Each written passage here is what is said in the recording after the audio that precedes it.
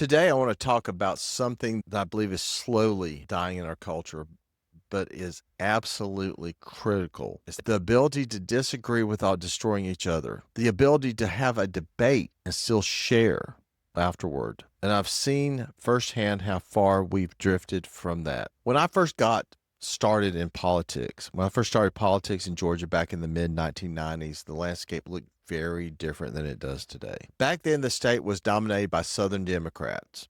As a young Republican, I was in the minority. I didn't know what it felt like. Now, the differences between the parties were real. They were philosophical, rooted in policy disagreements, and they showed up in votes and in speeches.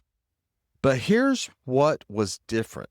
There was still civility. And if you don't know what that is, Google it or put it in Chat GPT. I can remember watching elected officials who would go head to head in debate during the day, sometimes fiery.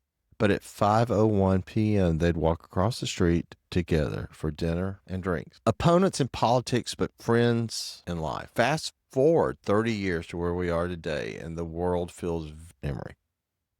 The differences are still there, but the tone has changed, not in a good way. The chasm has widened. The fights are meaner, and the division isn't just between parties anymore, it's within the parties.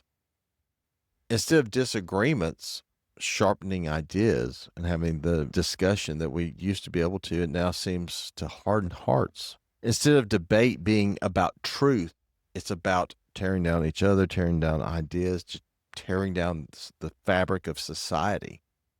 I think back to college too.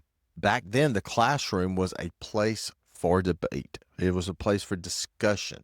Professors, at least most of them, tried to walk that fine line of neutrality to allow their students to have the ability and the freedom to have these discussions. And students, we could test our ideas against each other. We didn't all agree. Of course, we didn't, but we learned by pushing and pulling through respectful argument, respectful debate got us where we are today. It's sad, but it doesn't. On campus, in politics, even in friendships, debate is no longer encouraged. In many cases, it's punished. It's given way to hostility and disagreement. It's treated as a threat, not an opportunity to learn. We don't encourage it because we might feel threatened if someone agrees or disagrees against us. And here's the tragic part. We're not just losing debates, we're losing lives. You know where I'm going with this. As we just saw this past week, people can literally be killed for daring to participate in open and honest discourse. Think about that. What started as a breakdown in manners has now become a matter of life and death. This is not the America I grew up in, nor my wife, nor our friends. It's not the America I want to leave to my children. This is a foreign land for them. Civil discourse is the lifeblood of a free society. Without it, we just don't risk division. We risk losing the very foundation, freedom itself.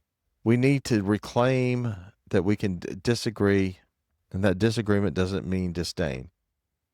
That we can fight hard for what we believe in during the day and still treat each other with dignity and respect afterwards.